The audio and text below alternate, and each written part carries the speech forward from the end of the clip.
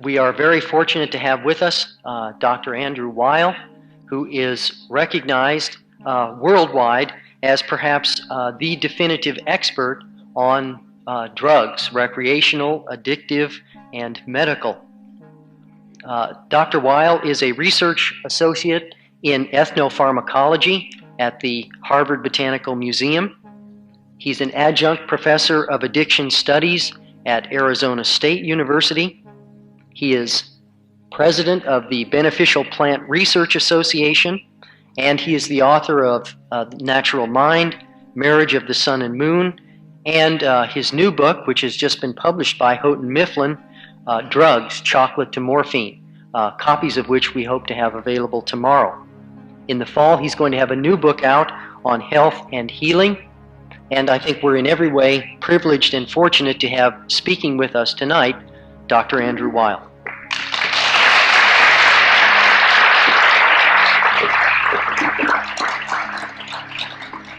Good evening. I'm going to depart from what the program says I'm going to talk about. First, because I think many of you have heard me talk about shamans and use of hallucinogenic plants in Central and South America, and also because I would rather talk more generally about the role of psychoactive substances in human life throughout history. I have been involved in the study of psychoactive plants and drugs for over 20 years, and in that time there are three things that I have learned about them. Some of them, the last one in particular, has crystallized only in the past 2 years. But I'd like to just tell you what those three things are. They're fairly simply stated, but it took me a long time to learn them. The first is that there are no good and or bad drugs. That drugs are what we make of them. They have good and bad uses. And that if you look around the world, the clearest pattern that you find is that every human culture is involved with drugs, with one or more. The only possible exception are the Eskimos, who had the misfortune not to be able to grow drug plants and had to wait for us to give them alcohol, which they now abuse terribly. I know of no culture in the world at present or at any time in the past that has not been heavily involved with one or more psychoactive substances. But the usual pattern is that a culture will approve the use of one or a small number, and at the same time disapprove the use of all the rest, especially those that other cultures use. But what's very interesting is that there's no agreement from culture to culture as to which are the good ones and which are the bad ones. If you are a Muslim, alcohol is the big bad drug, but the use of opium may be tolerated, the use of hashish may be tolerated. There is even an encouraged legitimate use in many Muslim countries of a stimulant leaf called khat, which is the closest thing that nature produces to amphetamine. Some years ago I was in Ethiopia with an anthropological expedition, which is one of the major growing and using areas of khat. In that country, it is the Muslim minority, which is the economic and socially deprived class, that choose khat, and the dominant Christians drink alcohol. And the Christians are trying to stamp out the use of khat as an evil drug which leads to amotivational syndrome, or however they phrase it, it's the same thing. And they have invited the World Health Organization to come in and solve this terrible drug problem in their country.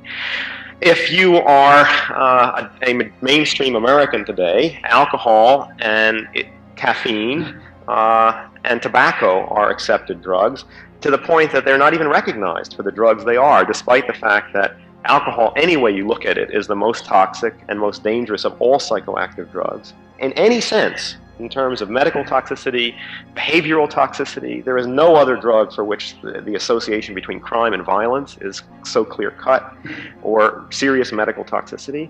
And tobacco, in the form of cigarettes, is the most addictive of all drugs. There is no drug that comes close to the addictiveness of cigarettes in terms of how fast the addiction forms and how difficult it is to break, and in what a high percentage of people who try that substance get hooked. Almost any drug you look at, you can find a substantial number of regular users who are not addicted. In the case of alcohol, maybe 90% of regular users of alcohol are not addicted. In the case of heroin and opiates, I don't know, there's no statistics, but I would guess that anywhere from 30 to 50% of regular users are not truly addicted, although some of them may get to be over time. But how many cigarette smokers do you know who can smoke one or two a day, or one or two a week? They exist, but they're very rare. I think probably under 1%. And despite that fact, and despite the fact that that is one of the most obnoxious of drug habits in that it exposes non-users to the drug, and nothing else does that except marijuana, and there's very little public use of that. Despite that fact, and despite the fact that the majority of cigarette addicts begin their addiction as teenagers, 90% of them, and that is well known, the industry that purveys that drug is supported by public tax money. I don't know whether any of you know this, but the columns on the Senate side of the Capitol building in Washington are decorated with tobacco leaves as a gesture of the economic importance of that crop in the economy of the United States, which happened after the growth of the modern cigarette industry, which led to addiction because it produced a cigarette that could be inhaled deeply and often, and created an industry whose product was in total demand, led to the economic reconstruction of the South after the Civil War, and that is where that economic debt was owed. Well, given that, the extent of that, and the blindness that exists about the nature of that substance and what it is, you can just see the level of irrationality that pervades our culture. All the talk about drug dealing and drug dealers and pushers. What could be a more flagrant example of drug pushing than public support of that industry? Again, I say there are no good drugs or no bad drugs. I think that tobacco may have legitimate uses, but in the form of cigarettes, its addictiveness is so great that my advice to a young person would be that if you're dying to know what tobacco is, chew it. Put some in your mouth or put powdered tobacco in your nose. That will tell you all you need to know about tobacco, and you'll have time to decide what you want to do about it. But if you experiment with cigarettes, the chances are overwhelming that you will be an addict before you know what's happened to you, and that's a very difficult addiction to break. And that's an example of what I would include in a real drug education course, which I see very little of in this culture. Now, just to go on with this little survey, if, however, you are in a subculture in this country, let's take say, an Indian in the Native American church, alcohol is, again, a terrible thing. The Native American church, which uses peyote sacramentally and ritualistically, is the only approach other than Alcoholics Anonymous that I know of that has any success with alcoholism, which is notoriously resistant to any other form of treatment. So in that group, peyote is not a drug. If you call it a drug, that's a very bad thing to say about peyote. I mean, drugs are always what other people use. If you are in the Native American church, peyote is a sacrament or it's medicine, and tobacco is also. Tobacco is considered a sacrament, which is used along with peyote in a ritual setting, but alcohol is terrible. Marijuana is likely to be terrible. LSD is likely to be terrible. It's white man's drug, not a natural sacrament. Well, you find this pattern again and again. You could go around. I know certain subcultures in this country that value the use of marijuana and all of the psychedelic drugs, the indoles and phenethylamines, but are very condemning of things like Quaalude and barbiturates and medical drugs and sometimes coffee, tobacco, and alcohol. I know medical doctors that think that any products in the pharmaceutical industry are okay. They're medicines, but anything illegal is terrible and damaging. I mean, this is where the origin of much drug research that sets out to prove the harmfulness of these unaccepted substances, which has led to terrible blunders in the medical literature. I think the classic of which was the dissemination of the story that LSD broke chromosomes that was published in the country's leading medical journal, the New England Journal of Medicine, and endorsed editorially in that same issue with a very prominent editorial saying this was a highly important article that everybody should be aware of. It was terrible research, and what was terrible about it should have been apparent at the time the article was submitted. And legitimate experiments to test the hypotheses that LSD broke chromosomes were not done until sometime later, and they consistently showed that there was no effect on chromosomes.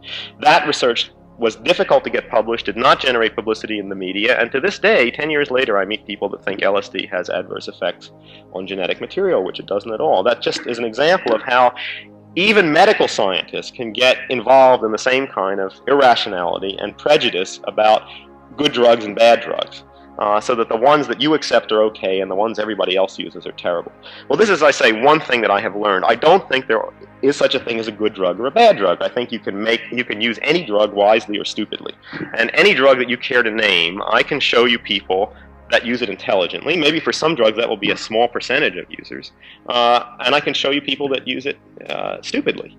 Even drugs that have terrible reputations. Look at You know, heroin has an awful reputation in this culture. I can show you people who use heroin productively, for whom it reduces anxiety, enables them to function normally socially, and lead productive lives. I don't know what percentage of total users they are. Obviously, many other people don't do that, and they use it abusively.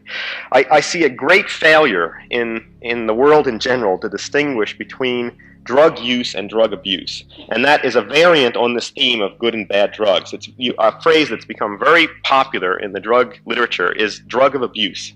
That there are such things as drugs of abuse. Well, that's just a fancy way of saying a bad drug, one that you disapprove of. And the idea behind it is that anyone who uses such a substance is automatically an abuser. Well, that is a meaningless definition of drug abuse. I think that a useful definition of drug abuse, and one that I use, is that it's the use of any substance, whether it's legal or not, or approved or not, in such a way that it seriously threatens a person's health or their social or economic functioning in the world. If a use of a substance doesn't do that, in my mind, that is not abuse. There are many uses that people have put drugs to in the world. Everything from just recreation to having a good time to an excuse for social interaction. Look at the function of coffee and alcohol in our culture as providing excuses for people to relate to each other.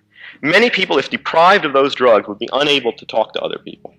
Having a coffee break is a legitimate excuse for stopping work and interacting with somebody. That's very parallel to uses of coca leaves in Indian cultures, to the use of khat, the leaf that I mentioned in the Middle East. That is a long tradition for use of psychoactive substances. In this culture, many people take psychoactive drugs to rebel, especially the disapproved drugs. That's something I think we have created by the attempts that we've made to control substances through prohibitions. That's one of the worst effects of drug prohibitions, is that they encourage people. First of all, I think they stimulate curiosity about drugs on the part of young people. The reason the age of experimentation with marijuana and other drugs has dropped so much in recent years is because we've made them forbidden and attractive. Many kids who would never care to try drugs do so only because we have made them prohibited. I have been consistently struck in my work with Indian tribes, especially in the Amazon, where drugs like coca leaf and psychedelics are available all the time but are used only by adults under certain circumstances. There are no laws or prohibitions governing that. That's just the way you do things in that society. I've been very struck at the total absence of curiosity on the part of children about those drugs. There's a tribe of Indians called Cubeos that I have lived with a lot on the eastern border of Colombia near Brazil in the Amazon basin, who use coca, powdered coca, as a daily stimulant and social drug, but it's mostly a drug of adult men. I have asked children in that tribe again and again, don't you want to know what coke is like? And they say no. And I said, well, don't you want to know what it does to you? And they say, well, we'll wait till we grow up. That's very different from anything I hear up here. And I think that is very much related to the absence of trying to deal with that through prohibitions and making things unavailable, and then trying to defend the prohibitions by greatly exaggerating the dangers of disapproved drugs while not acknowledging the dangers of the drugs that are in current use. The variants on good drug and bad drug are very frequent. You hear legitimate drugs, medical drugs, illicit drugs. I think the attempt to use names like entheogen is really another variant of that. It may be more benign, but it's a way of saying that our drugs, say especially the indoles and phenethylamines, are okay, but quaaludes and barbiturates and opiates aren't very good. You know, I just don't believe that. I think, and especially when you look at the uses of drugs for religious purposes or spiritual purposes, that is another very prominent theme in human culture. Another very common use in all cultures of psychoactive substances is to give people transcendent experiences, to allow them to transcend their human and ego boundaries, to feel greater contact with the supernatural or with the spiritual or with the divine, however they phrase it in their terms. And you may or may not approve of that, but it is a fact of human life. And the drugs that have been used for that purpose are very varied. There is no one category. There are many people who claim to have found God and spiritual life through alcohol. That's a very old tradition going back to ancient cultures. And it persists to this day in occasional people. There are people who say they have found God through opiates. There are people, and now, of course, the ones that we hear this most about are the ones that you will be hearing most about in this conference, which in the past have been called hallucinogens and psychedelics, and now entheogens. I don't think we can find a totally satisfactory name to them, because every name is either one put forward by the opponents of those drugs or the proponents of them, and it gets into the same kind of fight.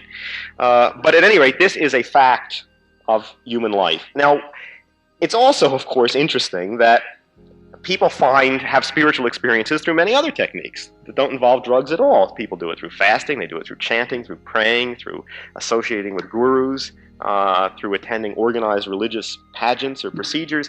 It seems to me what all that suggests is that drugs don't have spiritual potentials. Human beings have spiritual potentials, and it may be that we need techniques to move us in that direction. And the use of psychoactive drugs clearly is one path that has helped many people. Now, because in our culture today, many of the drugs that people use for that purpose are disapproved drugs, that has led critics of that kind of use to complain that spiritual experiences obtained through drugs are not legitimate. Well, I think you could make that argument about any other technique that people use. I mean, why are spiritual experiences obtained through fasting not legitimate? I mean, legitimate and drug use not? It seems to me that the only test of whether spiritual experiences are legitimate are what effect they have on the person. If a person who has never thought about the spiritual side of things until they've had a drug experience, then manifests spirituality in their life and pursues other sorts of spiritual activities, that seems to me that was a genuine spiritual experience. If somebody just continues to take drugs over and over, maybe that was not a legitimate spiritual revelation. I don't think it has anything to do with the technique. I think it has to do with the person and the effect that technique has had on that person. I think that it's also clear that from the latest kinds of research that are going on that are very exciting in brain chemistry, suggest that the line between what is natural and what is not is very unclear, because it looks as if the brain makes analogs of most of the drugs that people use. I don't know that no one has found an analog of THC in marijuana at the moment, but the one that has, of course, received the most attention are the endorphins, the opiate analogs that our brains make. We clearly make our own stimulants in the form of neurotransmitters like dopamine and noradrenaline. We make our own downers in the form of chemicals like serotonin and GABA. We probably make our own antidepressants, possibly in the form of sex hormones. We make our own psychedelics, I am sure, almost certainly DMT, which is probably produced by the pineal, or if not it, something very close to it. I think we make all these things ourselves. Now, that raises a lot of interesting questions. Why is it that the human brain and plants should have the same chemicals in them? Why are the indoles and tryptamines so widely distributed in nature? DMT occurs, these indole drugs occur in everything from mushrooms to higher plants to the human brain. Why is that? Why are those chemicals so widely distributed? It may well be that when people have transcendent experiences by means of techniques like fasting and chanting and praying, that there is a final common pathway that's mediated through similar brain neurotransmitters. Maybe when people wake up feeling spontaneously high one day, their endorphin system is in high gear and they're not bothered by things that ordinarily would get them down.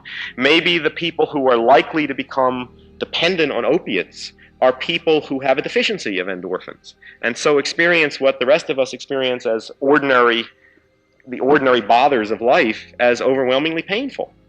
If that's the case, I would suspect that when you try to deal with that problem by taking an opiate from outside, you probably totally shut off your body's own production of those chemicals, and maybe that creates the biochemical basis for withdrawal and addiction.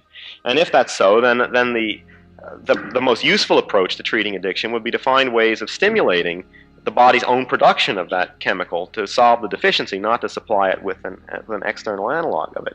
Well, this is clearly an important area of research that we'll hear a lot more about in future years. Also, it's amazing that it's not just natural drugs that appear to have analogs in the brain. We have now found a Valium receptor in the brain. What does that mean? Valium is a synthetic drug that was created in a laboratory. Were Valium receptors always there? Did people think up Valium because they had Valium receptors in their brains? Have Valium receptors evolved in response to use of Valium in the world? I don't know. It's a very interesting question. There is a PCP receptor that has just been found in the brain. What does that mean? This is a very interesting area of the interface between brain and the external world and drugs that may be the mediators of experiences. I think that also is further evidence that you can't say that because a person has an experience in one way or another that one is legitimate and one is not. That's not the test. As I say, I think the only fair test is what effect it has on the person and what effect that person subsequently has on other people and the world. Now, this is all to do with the first lesson that I have learned from my studies, namely that there are no good drugs or bad drugs. The second thing that I have clearly learned is that the effects of drugs are as much dependent on expectation and setting, on set and setting, as they are on pharmacology. That we shape the effects of drugs, that all drugs do is make you feel temporarily different, physically and psychologically. They may alter your perceptual mechanisms, they may alter your body sensations, they may alter your level of alertness or wakefulness, they may give you feelings of butterflies in your stomach, but that's all they do. The experiences that you have on drugs are the products of our minds, that you take the raw material of that physical pharmacological effect and turn it into whatever you want. And you can turn it into polar opposites. You can turn the same drug into a terrifying experience of being poisoned, into a divine experience of spiritual revelation, into a feeling of overwhelming bliss and love for other people, into paranoia, into depression, into anything. I could give you example after example of the ways that the mind can shape pharmacology. I don't have time to do that. There's wonderful Jonathan Ott, who is here, and I once were interested in cases of people who ate a mushroom in Washington, the Panther amanita, that maybe he can say a word about, since this contains chemicals he's very interested in. And the difference between people who ate that mushroom accidentally and who experienced it as mushroom poisoning and thought they were about to die, and on the other hand, people who ate it deliberately looking for a psychedelic effect and found that in it, is very striking. Complete shaping of pharmacology, and I think all drugs work that way. That drugs don't contain experiences. We shape pharmacological effects into the experiences that we are looking for, and that is not necessarily a conscious process. It has to do with unconscious expectation, it has to do with cultural definition of a drug. That again makes it very difficult. It again points up the folly of talking about good and bad drugs, because the effects of drugs are totally variable. They vary from culture to culture, they vary from age of history to age of history. Marijuana as it's used today in the United States is not what marijuana was 100 years ago when it was used medically in the form of a tincture. If you read the reports of uses of marijuana in medicine in the 19th century, people didn't report getting high on it. There's very little of that in the literature. If they did, they probably, first of all, they may not have noticed it because they weren't led to expect that. Or if they did notice something happening, they might have considered it no more important than the experience that many people get on medical drugs of feeling drowsy or dizzy or altered in some way, that you just consider that a side effect of medication and don't think it's anything to write home about.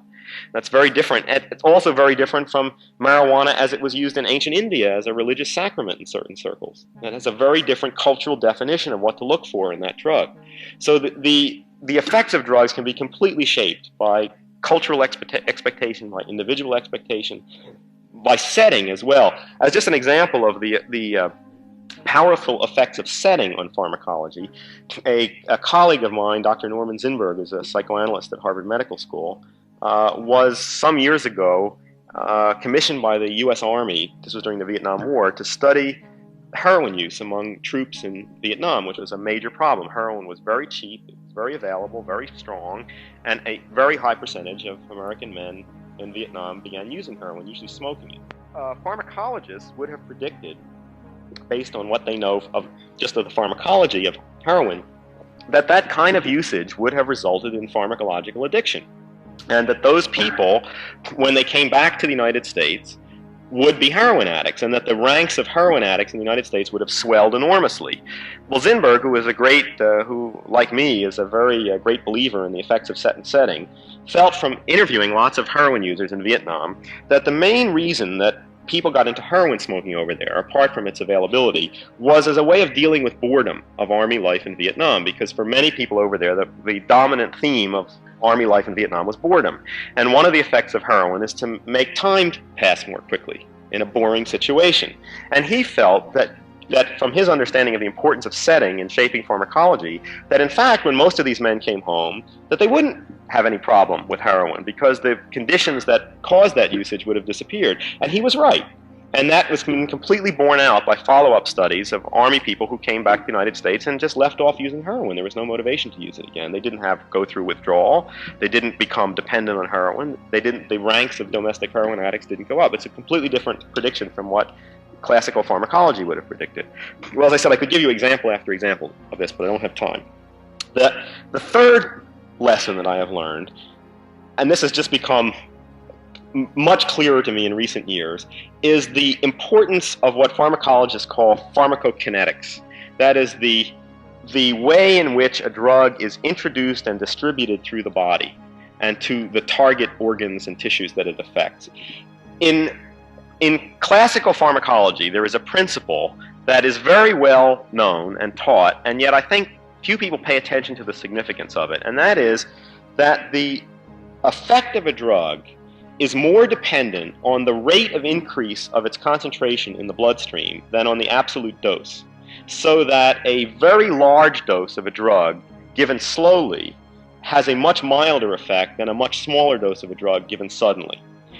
Now that's a very well understood principle in pharmacology, but it has ramifications that I think people have not followed through. The manner of introducing a drug into the body is crucially determinant of the effects that people experience, and especially of its adverse effects, both short-term and long-term. The toxicity of drugs, their abuse potential, their addictiveness goes up exponentially as you find ways of introducing them into the blood and brain more directly. Now, I used to think that the most direct way of introducing a drug into the body was by intravenous injection. It's not. Smoking is. And if you think about it, it's very clear why that is. When you inject a drug into a vein in the arm, it's diluted in a relatively large concentration of venous blood. It first goes to the heart, then to the lungs, then back to the heart, and then up to the brain. When you smoke a drug, it goes into a small volume of arterial blood, goes in one pass from the lungs to the heart and up to the brain.